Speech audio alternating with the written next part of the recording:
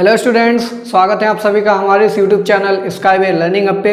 मैं आशुतोष शर्मा यहाँ पे पढ़ाता हूँ आप सभी को क्लास 9 to 12 मैथमेटिक्स। और आज हम कंटिन्यू करने जा रहे हैं इस वीडियो लेक्चर में क्लास 10th का चैप्टर नंबर 1। ठीक है, चैप्टर नंबर 1 कौन सा है? हमारा रियल नंबर्स है। और रियल नंबर्स में अभी तक हमने 5 लेक्चर्स ले लिए हैं। आज का लेक्चर नंबर 6 होने वाला है। और आज के इस लेक्चर में हम एक नए टॉपिक को पढ़ेंगे जो कि आपका चैप्टर का वेरी फर्स्ट टॉपिक है। ठीक है, क्योंकि मैंने बोला था revisiting irrational numbers, revisiting rational numbers पहले पढ़ेंगे क्योंकि वो क्लास 9th में ऑलरेडी हम पढ़ चुके थे। तो उसके आगे की चीज़ें हमको पढ़नी थी तो वो आसानी से आपको समझ में आ जाए, इसलिए मैंने वो टॉपिक्स पहले पढ़ाए। ठीक है, और आज का जो टॉपिक है यूक्लिड्स डिवीजन लेमा, ये बिल्कुल नया टॉपिक है। ये आपको क्लास 9th में इससे रिलेटेड कोई टॉपिक नहीं है, बिल्कुल नया टॉपिक है। ठीक है, तो आज हम स्टार्ट करेंगे यूक्लिड्स डिवीजन लेमा। तो लेक्चर स्टार्ट करने से पहले मैं आपको बताना चाहूँगा कि अगर आप हमारे चैनल पर नए हैं तो प्लीज़ एक बार चैनल को सब्सक्राइब कर लीजिए और अधिक से अधिक अपनी फ्रेंड्स में भी शेयर कर दीजिए। ठीक है, तो स्टूडेंट्स स्टार्ट करते हैं अपने लेक्चर नंबर 6। और लेक्चर नंबर 6 देखिए, आज का टॉपिक क्या है? नोटबुक निकाल लीजिए और कॉपी पे लिख लीजिए। आज का टॉपिक है यूक्लिड्स डिवीजन लेमा। ठीक है, तो भाई यूक्लिड्स डिवीजन लेमा का मतलब क्या है? यहाँ पे यूक्लिड जो है, यूक्लिड हमारे एक मैथमेटिशियन थे। ठीक है, यूक्लिड हमारे मैथमेटिशियन थे। इनको हम फादर ऑफ ज्योमेट्री भी बोलते हैं। क्या बोलते हैं? Father of geometry. तो ये जो हमारे यूक्लिड थे इनको हम फादर ऑफ ज्योमेट्री भी बोलते हैं। ठीक है, क्यों बोलते हैं? क्योंकि इन्होंने ज्योमेट्री में काफ़ी सारा वर्क कर रखा है। ठीक है, तो सारा का सारा ज़्यादातर क्रेडिट किसको जाता है? यूक्लिड को जाता है। ठीक है, इसलिए ये हमारे ज्योमेट्री के जनक भी कहे जाते हैं। डिवीजन क्या होता है आपको पता ही है, डिवीजन मेथड। ठीक है, आप किसी भी नंबर को डिवाइड करते हैं। ठीक है, डिवीजर होता है वो, जिस नंबर को डिवाइड करें उसको डिविडेंड बोलते हैं। ठीक है, और फिर आपके पास एक क्वोशिएंट आता है और लास्ट में एक रिमाइंडर आता है। तो डिवीजन आपने काफ़ी ज़्यादा कर रखा है छोटे क्लासेस में, डिवीजन कैसे करना होता है वो सारी चीज़ें आपको पता है। अब बात करते हैं लेमा। तो लेमा क्या होता है? तो भाई लेमा का यहाँ पे डेफिनेशन देखिए, हम पढ़ेंगे it is a proven statement use to prove another statement. तो लेमा एक स्टेटमेंट होता है। ठीक है, एक ऐसा स्टेटमेंट, ट्रू स्टेटमेंट होता है। कैसा होता है? True statement. ठीक है, जो ऑलरेडी प्रूव्ड है। ठीक है, it is a proven statement. इसको प्रूव करने की कोई ज़रूरत नहीं है। ये एक ऐसा स्टेटमेंट होता है जो पहले से ही प्रूव होता है। और इसका यूज कहाँ पे होता है? Use to prove another statement. Means आपके पास एक स्टेटमेंट गिवन में है जो कि ऑलरेडी आपको बता दिया गया ये ट्रू स्टेटमेंट है, तो उसकी हेल्प से हम दूसरे स्टेटमेंट्स को प्रूव कर सकते हैं। तो ऐसे स्टेटमेंट्स जिनकी मदद से हम दूसरे स्टेटमेंट को प्रूव कर सकते हैं उस स्टेटमेंट को हम लेमा बोलते हैं। क्या बोलते हैं? लेमा। ठीक है, तो यहाँ पे यूक्लिड हमारे मैथमेटिशियन थे। उन्होंने एक डिवीजन, जो आप डिवीजन करते हैं उसके ऊपर एक थ्योरम दी थी। थ्योरम का मतलब है लेमा बोल लीजिए। ठीक है, एक प्रूवन स्टेटमेंट, उन्होंने एक स्टेटमेंट दिया था। तो वो स्टेटमेंट क्या होता है वो हम पढ़ेंगे आज के इस टॉपिक में। उसके बाद हमारा नेक्स्ट टॉपिक क्या रहेगा? Euclid's division algorithm. ठीक है, फिर हम एल्गोरिदम पढ़ेंगे। एल्गोरिदम क्या होता है वो भी बताएंगे। ठीक है, तो चलिए टॉपिक स्टार्ट करते हैं। और यूक्लिड्स डिवीजन लेमा क्या होता है सारी चीज़ें आज हम आपको यहाँ पे डिस्कस करके पढ़ाएंगे। ठीक है, तो स्टूडेंट्स अब हम बात करेंगे डिवीजन। तो डिवीजन भाई आपने क्या पढ़ा था? सपोज दैट हमारे पास कोई भी नंबर डी है जिसको हमें डिवाइड करना है। क्या करना है? डिवाइड करना है। अब भाई हम इसको किससे डिवाइड करेंगे? कोई डिवाइजर होगा, तो डिवाइजर को हम क्या स्मॉल डी से रिप्रेजेंट कर देंगे। किससे रिप्रेजेंट कर देंगे? स्मॉल डी से। ठीक है, तो भाई स्मॉल डी से हम कैपिटल डी को डिवाइड कर रहे हैं। हमारे पास यहाँ पे कुछ क्वोशिएंट आएगा। ठीक है, यहाँ पे कुछ क्वोशिएंट आएगा, यहाँ पे कुछ वैल्यूज आएंगी, सब्ट्रैक्ट कर लेंगे। लास्ट में हमारे पास एक रिमाइंडर बचता है। क्या बचता है? रिमाइंडर बचता है। तो यहाँ पे अगर हम बात करें इस डी की बात करें, ठीक है, तो इस डी को क्या बोलते हैं? इस डी को हम बोलते हैं डिवाइजर। क्या बोलते हैं? ये हमारा डिवाइजर होता है। ठीक है, फिर इसकी बात करें इस कैपिटल डी की, कैपिटल डी हमारा डिविडेंड होता है। क्या होता है? डिविडेंड होता है। ठीक है, फिर इस क्यू की बात करें तो ये हमारा क्वोशिएंट होता है। क्या होता है? क्वोशिएंट होता है। ठीक है, फिर वहीं पे अगर हम बात करें इस आर को, इस आर को क्या बोलते हैं? इस आर को हम रिमाइंडर बोलते हैं। क्या बोलते हैं? रिमाइंडर बोलते हैं। ठीक है, तो ये तो कुछ टर्मिनोलॉजीज हो गई, डिवाइजर, डिविडेंड, क्वोशिएंट, रिमाइंडर क्या होता है, ये चीज़ें हमने आपको बता दी। ठीक है, चलिए अब बढ़ते हैं टॉपिक की ओर और एक एग्जाम्पल के माध्यम से आपको लेमा बताएंगे यूक्लिड का कौन सा लेमा था डिवीजन के ऊपर। ठीक है, तो चलिए स्टूडेंट्स, सपोज दैट हम यहाँ पे 4 से डिवाइड करेंगे 20 को। किसको डिवाइड करेंगे? 20 को। ठीक है, 4 को 20 से डिवाइड करेंगे तो चलिए ज़रा कीजिए। तो 4 5 जा कितना होगा? 4 5 जा 20 होगा। ठीक है, यहाँ पे रिमाइंडर कितना आएगा? 0 आएगा। रिमाइंडर कितना आएगा? 0। वहीं पे सेकंड केस में चलते हैं। सेकंड केस में देखिए क्या होगा। 4 को हम डिवाइड करेंगे, किससे करेंगे? 21 से। किससे करेंगे? 21 से। तो फिर से यहाँ पे कितना आएगा? 4 5 जा 20। ठीक है, और इस बार रिमाइंडर हमारा कितना आएगा? 1। इस बार रिमाइंडर कितना आएगा? 1 आएगा। फिर हम क्या करेंगे? फिर से 4 से डिवाइड करेंगे। किसको डिवाइड करना है हमें? 20 को ही। अब इस बार 20 को किया था 21, अब इस बार करेंगे 22 को। ठीक है, तो 4 5 जा 20 हो गया, और इस बार रिमाइंडर कितना बचने वाला है? 2। ठीक है, तो इस बार रिमाइंडर कितना बचा? 2 बचा। उसके बाद फिर से हम यहाँ पे 4 से ही डिवाइड करेंगे, और इस बार हम किसको डिवाइड करेंगे? 22 लिखा है यहाँ पे। अब हम 23 को डिवाइड करेंगे, तो 4 5 जा 20। ठीक है, 4 5 जा 20, और सब्ट्रैक्ट करेंगे। इस बार रिमाइंडर कितना बच रहा है? 3 बच रहा है। ठीक है, तो स्टूडेंट्स देखिए हमारा जो फर्स्ट केस था, फर्स्ट केस में 4 से डिवाइड किया, क्वेश्चन 5 आया, रिमाइंडर कितना आया? हमारे पास 0 आया। रिमाइंडर कितना आया? 0 आया। तो स्टूडेंट्स 4 से डिवाइड किया 20 को, 5 क्वेश्चन, रिमाइंडर 0 आ गया। ठीक है, तो ये हमारा क्या है? रिमाइंडर है। ये हमारा क्या है? क्वेश्चन है। ठीक है, यहाँ पे रिमाइंडर कितना है? 1 है। यहाँ पे क्वेश्चन कितना है? 5 है। ठीक है, क्वेश्चन यहाँ पे सेम है, यहाँ पे भी क्वेश्चन हमारा सेम है। कितना है? 5 है, बट रिमाइंडर कितना है? यहाँ पे रिमाइंडर 2 है। यहाँ पे अगर हम बात करें तो क्वेश्चन हमारा 5 है, सेम है। रिमाइंडर की बात करें तो रिमाइंडर यहाँ पे हमारा कितना आ रहा? 3 आ रहा। ठीक है, तो फर्स्ट केस में 0 आया, फिर 1 आया, फिर 2 आया, फिर 3 आया। ठीक है, उसके बाद चलिए और बढ़ा लेते हैं। 23 को डिवाइड किया था, अब हम जरा 24 को डिवाइड करके देखते हैं तो कितना आएगा। ठीक है, और किससे डिवाइड करेंगे? हम करेंगे इस बार 4 से ही डिवाइड कीजिएगा, तो कितना आएगा? देखिए 4 6 जा कितना आ जाएगा? 4 6 जा 24। ठीक है, रिमाइंडर कितना आ जाएगा? 0। फिर से वही प्रोसेस स्टार्ट हो जाएगी। 0, फिर 24 के बाद 25 को डिवाइड करेंगे, 1 आएगा, 2 आएगा, 3 आएगा। मीन्स 0 से स्टार्ट हो रहा है, 1 2 3, 0 1 2 3, 0 1 2 3, यही रिपीट होकर के हमेशा आ रहा है। तो इस केस में रिजल्ट क्या निकल के आ रहा है? देखिए मैं वो आपको बता रहा हूँ। अगर हम बात करें, यहाँ पे जो हमारा डिवाइजर था 4 और क्वेश्चन क्या था हमारा? 5। ठीक है, तो यहाँ पे अगर हम 20 को लिखना चाहें तो 20 इक्वल टू क्या लिख सकते हैं? 4 डिवाइजर और क्वेश्चन को मल्टीप्लाई करा दीजिए। ठीक है, तो 4 डिवाइजर है, क्वेश्चन कितना है? हमारा 5 है। रिमाइंडर कितना आ रहा है हमारे पास? 0 आ रहा है। कितना आ रहा है? 0 आ रहा है। वहीं पे अगर हम इस केस में बात करें तो हमारा डिविडेंड 21 है। ठीक है, 21 को हम क्या लिख सकते हैं? 4 और 5 की मल्टीप्लाई करा दीजिए। 4 × 5 ये हो गया 20, प्लस रिमाइंडर ऐड कर दीजिए 1, तो 20 + 1 कितना हो जाएगा? 21। देखिए, ठीक है, तो ये फर्स्ट केस हो गया, ये सेकंड केस हो गया। थर्ड केस में क्या आ रहा है? 22, तो 22 इक्वल टू क्या लिख सकते हैं? 4 5 की मल्टीप्लाई, मीन्स डिवाइजर और क्वोशिएंट, डिवीजर इंटू क्वोशिएंट। ठीक है, प्लस रिमाइंडर। ठीक है, ये लिख सकते हैं हम यहाँ पे।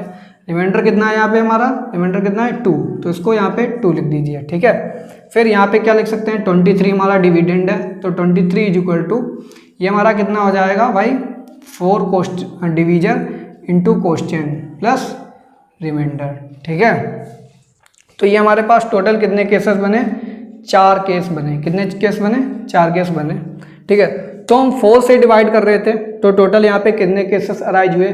4 केसेस अराइज हुए। आप अगर 5 से डिवाइड करते तो 5 केसेस अराइज होते, 6 से करते तो 6, 7 से करते 7। मीन्स जिस नंबर से आप डिवाइड करते हैं, ठीक है, उतने ही केसेस यहाँ पे अराइज करते हैं। Number 1 point. नंबर 2 पॉइंट क्या है? हम अगर 4 से डिवाइड कर रहे हैं, मीन्स जो हमारा डिवीजर है कितना है? यहाँ पे 4 है, तो 4 से डिवाइड करने पे हम रिमाइंडर को चेक करेंगे। रिमाइंडर यहाँ पे कितना आ रहा भाई? रिमाइंडर यहाँ पे 0 आ रहा, रिमाइंडर यहाँ पे 1 आ रहा, रिमाइंडर यहाँ पे 2 आ रहा, रिमाइंडर यहाँ पे 3 आ रहा। तो यहाँ पे हमको क्या देखने को मिल रहा है? जो हमारा रिमाइंडर R है, रिमाइंडर हमारा R है, वो हमेशा छोटा आ रहा है। किससे छोटा आ रहा है? हमारा जो डिवीजर है, डिवीजर D। ठीक है, डिवीजर D। देखिए 0 क्या है 4 से छोटा है, 1 क्या है 4 से छोटा है, 2 क्या है 4 से छोटा है, 3 क्या है 4 से छोटा है। तो यहाँ पे इंपॉर्टेंट रिजल्ट क्या निकल के आता है, जो हमारा रिमाइंडर होता है, ठीक है, रिमाइंडर हमेशा ही डिवाइजर से छोटा होगा, ठीक है, रिमाइंडर हमेशा डिवाइजर से छोटा होगा। ये हमारा इंपॉर्टेंट रिजल्ट नंबर 2 निकल के आता है, ठीक है। तो 2 रिजल्ट्स निकल के आए यहाँ पे। सेकंड रिजल्ट क्या बोल रहा है, जो रिमाइंडर होगा वो हमेशा डिवीजर से छोटा होगा, ठीक है। ये तो बात हमारे समझ में आ गई, ठीक है। अब हम इसको जनरल फॉर्म में कैसे लिखेंगे, तो जनरल फॉर्म में कैसे लिखेंगे, जनरल फॉर्म कुछ इस तरीके की होती है। ये कैपिटल डी हमारा डिविडेंड हो गया, ठीक है, स्मॉल डी डिवाइजर हो गया, इनटू कोएफिशिएंट क्यू हो गया, प्लस रिमाइंडर आर हो गया। तो ये हमारी जनरल फॉर्म हो गई। कैसी फॉर्म हो गई, जनरल फॉर्म हो गई, ठीक है। ये हमारी जनरल फॉर्म हो गई।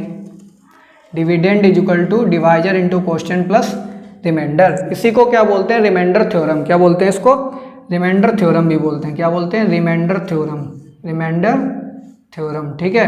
तो ये हमारी रिमाइंडर थ्योरम भी होती है। वहीं पे और बात करें, इस डी को हम क्या सपोज कर लेंगे, इस डी को हम सपोज कर लेंगे ए। क्या कर लेंगे, ए, स्मॉल ए सपोज कर दिया। जो डिवीजर है उसको हमने स्मॉल बी सपोज कर लिया, ठीक है। तो ए और बी हमारे दो पॉजिटिव इंटीजर्स हो गए। कैसे हो गए, पॉजिटिव इंटीजर्स। तो ए और बी हम लेंगे पॉजिटिव इंटीजर्स, जहाँ पे ए क्या है हमारा डिविडेंड है, बी क्या है हमारा डिवाइजर है।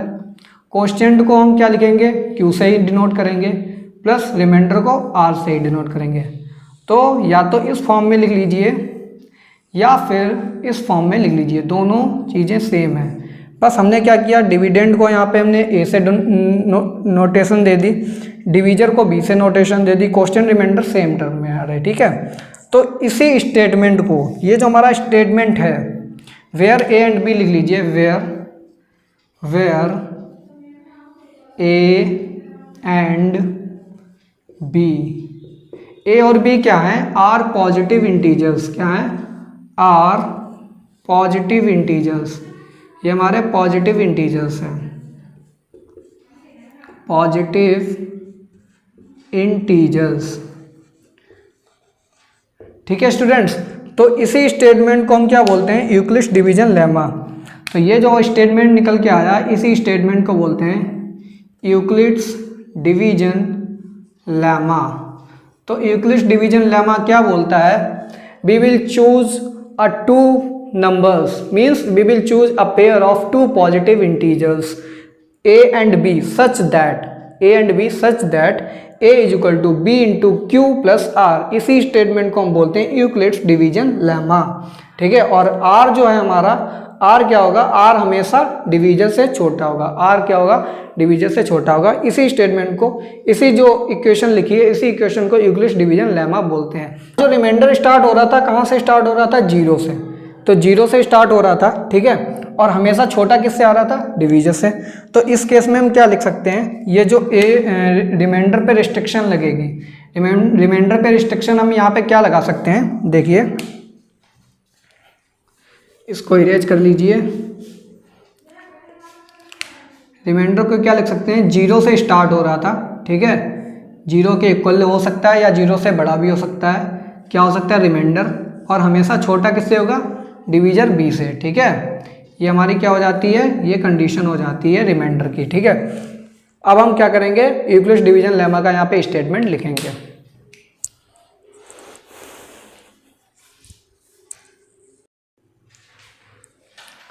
तो चलिए स्टूडेंट्स स्टेटमेंट पढ़ लेते हैं एक बार, ठीक है। स्टेटमेंट क्या बोला, let us consider two positive integers. बिल्कुल सिंपल लैंग्वेज लिखनी है, अपनी लैंग्वेज में बना के क्या करेंगे, लेट अस कंसीडर, हम कंसीडर करेंगे टू पॉजिटिव इंटीजर्स। कौन कौन से हमने बताए थे, ए एंड बी, जहाँ पे ए हमारा क्या होगा, डिविडेंड होगा, और बी क्या होगा, डिवीजर होगा। तो let us consider two positive integers A and B in such a way, in such a way, किस वे में सिलेक्ट करेंगे, on dividing A, means A हमारा डिविडेंड हो गया, बाई बी, मीन्स बी हमारा डिवाइजर हो गया, B get two whole numbers, हमको दो अतिरिक्त होल नंबर्स और मिलते हैं, क्यू एंड आर, कौन कौन से होते हैं, क्यू एंड आर। क्यू हमारा क्या है, कोएफिशिएंट है, आर क्या है हमारा, रिमाइंडर है। सच दैट, कौन सी कंडीशन फॉलो करेगी, A is equal to B Q plus R, इस कंडीशन को फॉलो करना चाहिए। जहाँ पे हमारा आर क्या है, 0 से स्टार्ट हो रहा है, ठीक है, 0 भी हो सकता है या 0 से बड़ा हो सकता है, बट हमेशा डिवीजर बी जो हमारा हमने यहाँ पे बी लिया है उससे हमेशा ही छोटा होगा, ठीक है। इसी स्टेटमेंट को हम बोलते हैं यूक्लिड्स डिवीजन लेमा, ठीक है। तो स्टूडेंट्स ये इसका स्क्रीनशॉट ले लीजिए या फिर इसको लिख लीजिए। अब हम क्या बात करेंगे, अब हम इसके बाद टॉपिक स्टार्ट करेंगे यूक्लिड्स डिवीजन एल्गोरिथम, ठीक है। क्या करेंगे, डिवीजन एल्गोरिथम। तो यहाँ पे लिख लीजिए यूक्लिड्स डिवीजन एल्गोरिथम,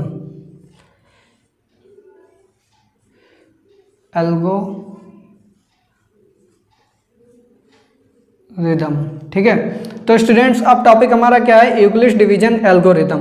तो यूक्लिड्स डिवीजन एल्गोरिथम अभी हमने क्या पढ़ा, यूक्लिड्स डिवीजन लेमा, तो ये तो लेमा हो गया। अब अगर हम बात करें एल्गोरिथम, तो एल्गोरिथम क्या होता है, ये कुछ नहीं होता है, it is a collection of well defined steps. क्या होता है, it is a collection of well defined steps. इसको हम क्या लिखेंगे, कलेक्शन ऑफ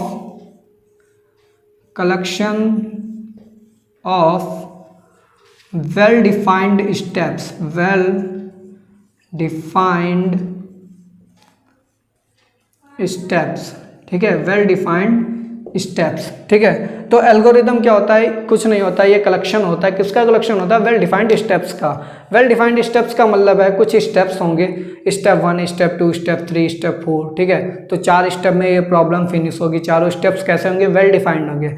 सपोज दैट आपको क्या करना है, कोई भी क्वाड्रेटिक इक्वेशन है, क्वाड्रेटिक इक्वेशन के रूट्स निकालने, तो सबसे पहले क्या करेंगे, स्टेप 1 में आप उस क्वाड्रेटिक इक्वेशन को लिखेंगे और उसकी जनरल फॉर्म से कंपैरिजन कराएंगे।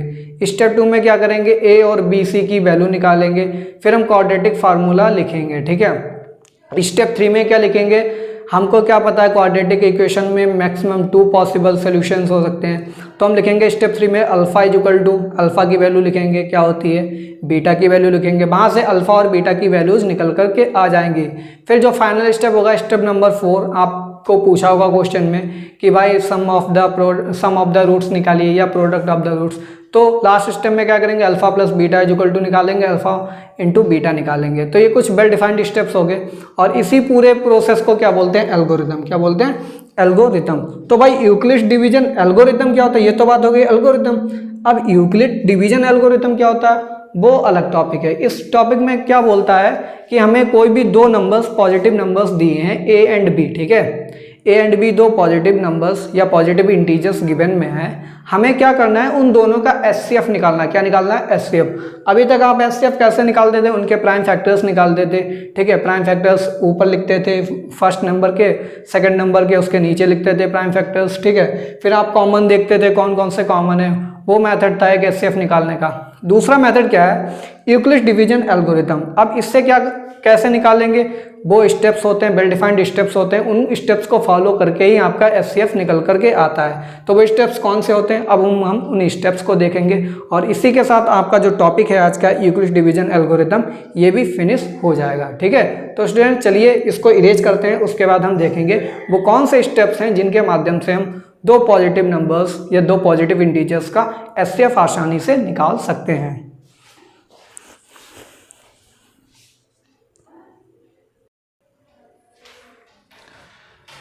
तो स्टूडेंट्स चलिए अब हम देखते हैं यूक्लिड्स डिवीजन एल्गोरिथम, ठीक है। To find the HCF of 2 given integers, ठीक है। तो ये मेथड किस लिए होता है, ये प्रोसेस होती है to find the HCF of 2 given integers A and B where A is greater than B, ठीक है। एचसीएफ का मतलब हाईएस्ट कॉमन फैक्टर निकाला है, ए और बी का निकालना है, जहाँ पे ए ग्रेटर देन बी ये हमको गिवन में है, ठीक है। तो हम क्या करेंगे, स्टेप नंबर 1 में क्या करेंगे, applying Euclid's division lemma on A and B लिखेंगे हम, ठीक है। क्या लिखेंगे, applying Euclid's division lemma on A and B. तो ए और बी पे जैसे ही ये लेमा अप्लाई करेंगे तो क्या हो जाएगा, A equal to B into Q plus R, हमको पता है ये लेमा होता है, जहाँ पे हमको क्या मिलेगा, रिमाइंडर 0 के इक्वल नहीं होगा, ठीक है, रिमाइंडर नॉट इक्वल टू 0। और क्या लिख देंगे, ए इज ग्रेटर देन बी, ठीक है, ए इज ग्रेटर देन बी, ठीक है। फिर हम क्या करेंगे, यहाँ पे हमें रिमाइंडर क्या नहीं मिला, 0 नहीं मिला। तो भाई 0 नहीं मिला, हम क्या करेंगे, स्टेप 2 में अगेन अप्लाई करेंगे, फिर से अप्लाई करेंगे, applying Euclid's division lemma on. तो इस बार हम किस पे अप्लाई करेंगे, इस बार हम अप्लाई करेंगे ये जो हमारा डिवीजर है और जो हमारा रिमाइंडर है, ठीक है, डिवीजर और रिमाइंडर पे अप्लाई करेंगे, ठीक है। तो बी हमारा जो डिवाइजर है एंड रिमाइंडर आर, इस पे अप्लाई करेंगे। तो फिर से भाई पहले हमने ए लिखा था, तो ए की जगह इस बार क्या हो जाएगा हमारा, बी हो जाएगा, ठीक है। और जो हमारा क्वेश्चन इस बार जो डिवाइजर था, डिवाइजर क्या बन गया हमारा, आर बन गया इस केस में। तो B is equal to R into Q, question हमारा सेम रहेगा। और इस बार रिमाइंडर हमारा आर डैश आया, ठीक है, आर डैश आया मीन्स जीरो के अलावा कोई भी रिमाइंडर आ सकता है। R not equal to zero, इस केस में आर जो हमारा है, आर ना लिखिए यहाँ पे बी लिखिए, क्या लिखिए, बी, ठीक है। क्या लिखेंगे यहाँ पे, B, B is greater than R, B is greater than R. यहाँ पे हमारा जो क्या है, बी जो है बड़ा है आर से, ठीक है, B is greater than R. तो इस केस में भी हमें क्या नहीं मिला, जीरो नहीं मिला। फिर क्या करेंगे, फिर से अप्लाई करेंगे यूक्लिड डिवीजन लेमा। किस पे अप्लाई करेंगे, पहले हमने किस पे अप्लाई किया था, देखिए फर्स्ट केस में बी और आर पे अप्लाई किया था, ठीक है। इस बार किस पे करेंगे, ये वाला आर और ये आर डैश पे, ठीक है, आर और आर डैश पे। मीन्स हमेशा याद रखिएगा जब तक हमें जीरो नहीं मिल जाएगा तब तक हम यूक्लिड डिवीजन लेमा लगाते चले जाएंगे। और किस पे लगाएंगे, डिवीजर और रिमाइंडर पे। तो इस बार डिवीजर हमारा आर हो जाएगा, रिमाइंडर और जो हमारा वो था सॉरी डिविडेंड आर हो जाएगा और डिवीजर क्या हो जाएगा, आर डैश हो जाएगा। तो क्या लिखेंगे, R is equal to R dash into Q. अब इस केस में क्या हो सकता है, या तो जीरो आ जाएगा रिमाइंडर, या तो जीरो फिर से नहीं आएगा। तो जीरो आ जाएगा तो प्लस जीरो लिख देंगे, अगर नहीं आएगा तो क्या लिखेंगे, R is equal to R dash into Q plus R double dash, फिर से एक नया रिमाइंडर आर डबल डैश आ गया। तो अगर जीरो आ जाता है तो हमारा जो नया रिमाइंडर आया है ये आर डैश, ठीक है, आर डैश, ये जो हमारा डिवाइजर नया आया डिवीजर, ठीक है, यही नया डिवीजर हमारा एचसीएफ हो जाएगा ए और बी का, ठीक है। Divisor R dash is equal to HCF of A B जो हमें निकालना था। और यही एचसीएफ किसका होगा, बी और आर का भी होगा, बी और आर का भी होगा, ए और बी का भी होगा, ठीक है। तो इस केस में देखिएगा बी और आर का भी डिवीजर वो एचसीएफ हो जाएगा। अगर नहीं आता है रिमाइंडर फिर से जीरो, आर डैश आ गया तो हम क्या करेंगे, इस बार फिर से अप्लाई करेंगे यूक्लिड डिवीजन लेमा किस पे, आर डैश और आर डबल डैश पे करेंगे, ठीक है। अगेन रिपीट करेंगे स्टेप नंबर 3 मीन्स जो हम यहाँ पे Euclid division lemma on new divisor and remainder, ठीक है।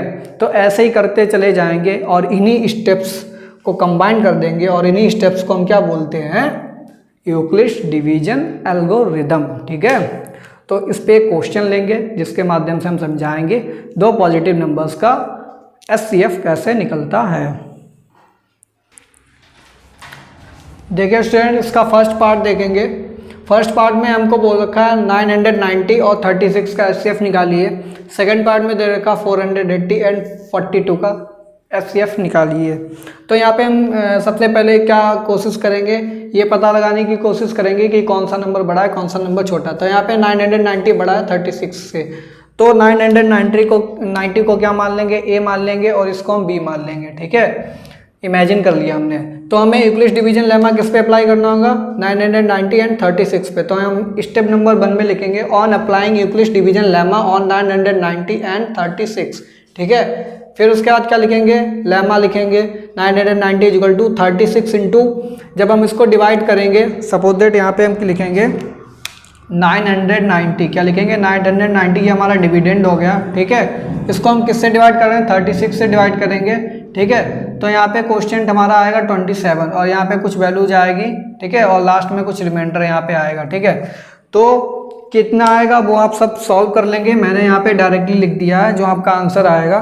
तो क्वेश्चन हमारा आएगा 27, ठीक है, 36 इंटू क्वेश्चन आया 27, रिमाइंडर हमारा बच जा रहा है 18। इस केस में हमारा क्या मिल रहा है, R not equal to zero. यहाँ पे हमारा आर जीरो नहीं आया, यानी कि अभी तक हमारा एचसीएफ निकल के नहीं आया है। फिर हम क्या लिख देंगे, यहाँ पे जो हमारा ये जो डिवीजर आया है, ठीक है, ये जो डिवीजर 36 है और रिमाइंडर कितना आया 18 आया, तो डिवीजर बड़ा है रिमाइंडर से, ठीक है, divisor is greater than remainder. तो अब हम क्या करेंगे, यूक्लिड डिवीजन लेमा किस पे अप्लाई करेंगे, इस 36 पे अप्लाई करेंगे, ये वाला 36 और ये वाला 18, ठीक है। तो स्टेप 2 पे लिखेंगे, स्टेप 2 में क्या लिखेंगे, स्टेप 2 में लिखेंगे since we did not get R is equal to zero in step number 1, that's why we will again apply Euclid division lemma on 36 and 18। फिर हम लिखेंगे ये लेमा लिखेंगे 36 इज इक्वल टू 18 इंटू 2 करेंगे 36 आ जाएगा, रिमाइंडर कितना आएगा 0 आएगा, ठीक है।